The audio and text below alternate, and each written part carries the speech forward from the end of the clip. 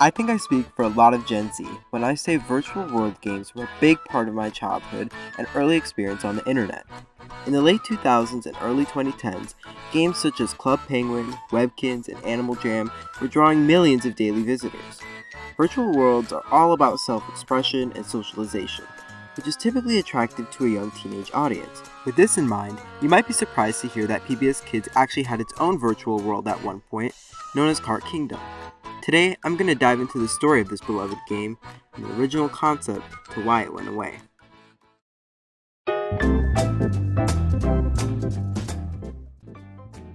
If you grew up watching PBS Kids, you probably remember the constant promotions for their website. After every show, your favorite characters would tell you to get online and visit pbskids.org. And I have to say, this was definitely effective for me. PBS Kids was one of the first websites I ever visited, and I remember spending hours exploring their game catalog. Even though their target demographic was children ages 2 to 8, PBS Kids noticed the popularity of virtual world games among older kids and saw an opportunity to create their own version for a younger audience. In 2012, PBS Kids began working on this virtual world project, which went through many iterations. Concepts included a space adventure, a sticker world, and a game where players built their own pet robot. Ultimately, though, the creative team decided to stick with the recently redesigned PBS Kids brand art, believing it was recognizable and can make for an interesting world. The game revolved around driving and customizing your own vehicle and became known as Kart Kingdom. On March 25, 2015, a beta version of Kart Kingdom finally became available to play on desktop.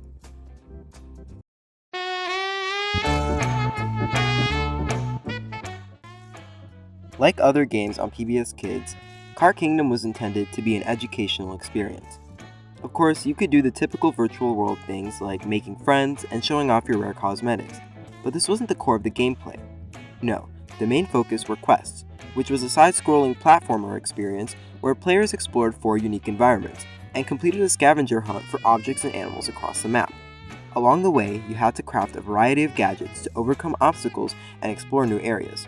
The developer goal here was to teach kids something called systems thinking. In other words, players were encouraged to break down problems and uncover relationships and patterns within its components.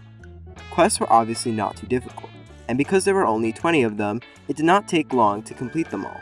Nevertheless, quests were still a fun challenge, and you could always replay them in a free explore mode. Quests were also where you collected a resource called bits. Bits were used to craft gadgets, but also the vast majority of kart parts. New carts were released every week, so resource gathering definitely gave quests replay value if you were a collector like me. Character customization was another important element of Kart Kingdom's gameplay. Players could customize their avatar, cart, wheels, and decal, and there were hundreds of options to pick from. Most parts were obtained from quests and crafting, but there was a couple of other methods as well. For instance, you could play mini-games from the PBS Kids website to earn PBS Kids themed kart parts. If you knew where to look, you could also redeem exclusive items from secret codes. Finally, Kart Kingdom had many limited time rewards from community events, which brings us to our next section.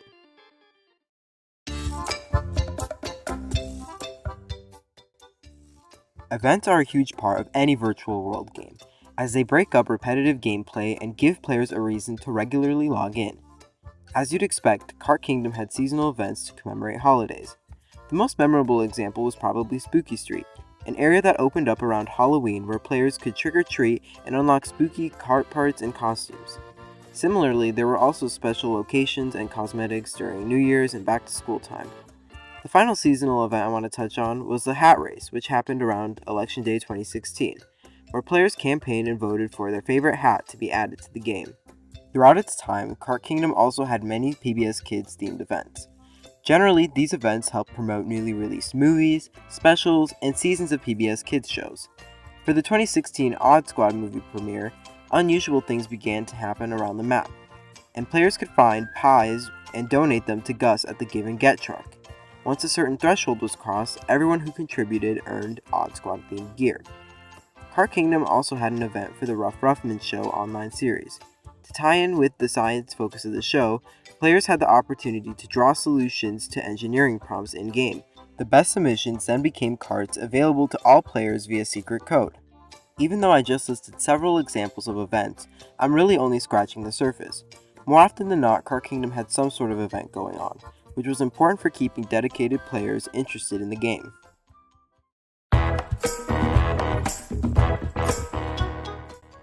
For a virtual world, the player community is instrumental in shaping a game's identity. One of the challenges for Kart Kingdom was there wasn't a lot of room for player interaction compared to other virtual worlds. As I previously mentioned, there was a friend feature in Kart Kingdom, but in-game communication was restricted to a few emotes and pre-written chat messages. Unfortunately, there wasn't many co-op features either besides team crafting. Even still, there was a sense of community among players, and that's in large part thanks to the Kart Kingdom blog. The blog was a page on the Kart Kingdom website run by Kay, Kart Kingdom's journalist. Updates are posted on a weekly basis, sometimes about drawing contests, upcoming events, or other new features. A lot of the time, however, blog posts were just goofy short messages, which gave Kart Kingdom's world a lot more personality. The blog's comment section was where the heart of the community truly lied. Although comments had to be approved by moderators, it was the closest thing to unrestricted speech in Kart Kingdom. Many users would use the space to suggest new features, host player meetups, and even run their own newsletters. Connecting with others on the blog and in-game was absolutely one of my favorite aspects of Kart Kingdom.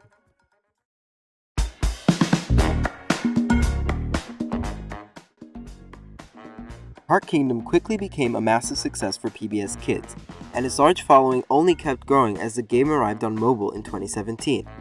In spite of that, many dedicated players found Kart Kingdom quickly grew stale, as there were hardly any major game updates in the first few years. This would change in 2018 when the developers added two major features players wanted since the game was in beta.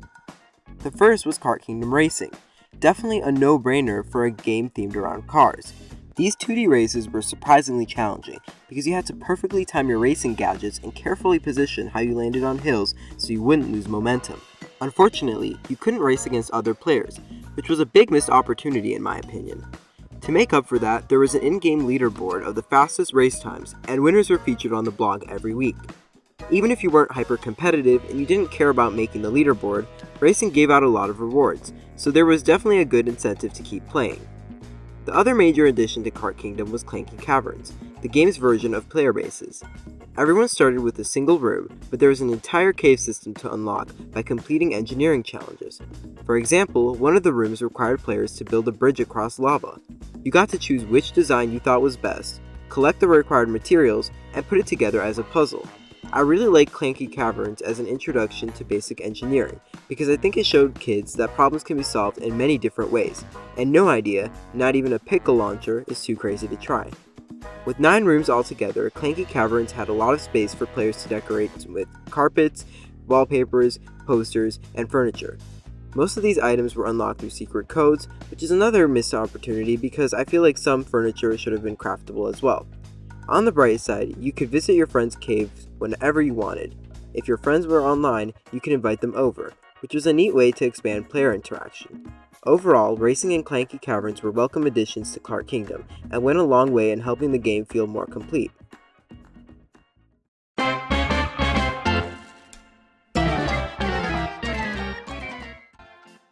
On September 3rd, 2020, PBS Kids abruptly announced Kart Kingdom was going away at the end of the month. There was no official explanation for why the shutdown was happening, and many players were left upset and confused by the news. To soften the blow, there was one last community event where players could design a statue to be left behind in Grand Glade. You could also create your own Kart Kingdom passport with a picture of your avatar and all of your game stats as a keepsake. Even though the announcement could have been handled better, it was nice that the developers tried to make the last few weeks of the game as special as possible. Years later, we found out that Kart Kingdom was shut down because server costs were too high for PBS to maintain. This definitely makes sense, but I also believe it is an oversimplification of what happened. Less than a year after Kart Kingdom went offline, all PBS Kids accounts were retired. There weren't too many parts of the website where having an account mattered to begin with, but over the years they became more and more obsolete. This was a reflection that Kart Kingdom's target demographic, elementary schoolers, were slipping away from PBS Kids, which was reflected in its decrease in broadcast viewership. The fact is, applications like YouTube, Roblox, and Minecraft had this group locked down and were impossible to compete with. It seems PBS Kids realized this and decided to cater to an even younger audience. Player accounts, and by extension, Kart Kingdom, did not fit with this new vision of PBS Kids, and so they were discontinued. What we do know is it's very unlikely Kart Kingdom will ever come back. There have been fan attempts to recreate the game, but it seems like a heavy task to do due to the game not being archived properly. That being said, a part of Kart Kingdom lives on in a racing spin-off on the PBS Kids app.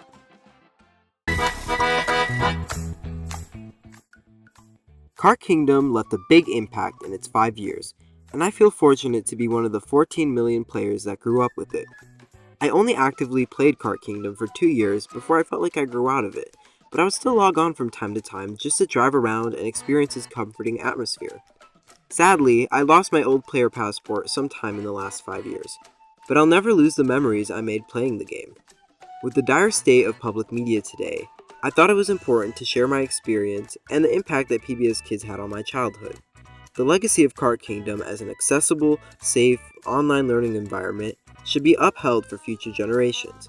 For those of us who grew up with PBS Kids, it's up to us to hold on to our values and protect public media from the forces trying to dismantle it.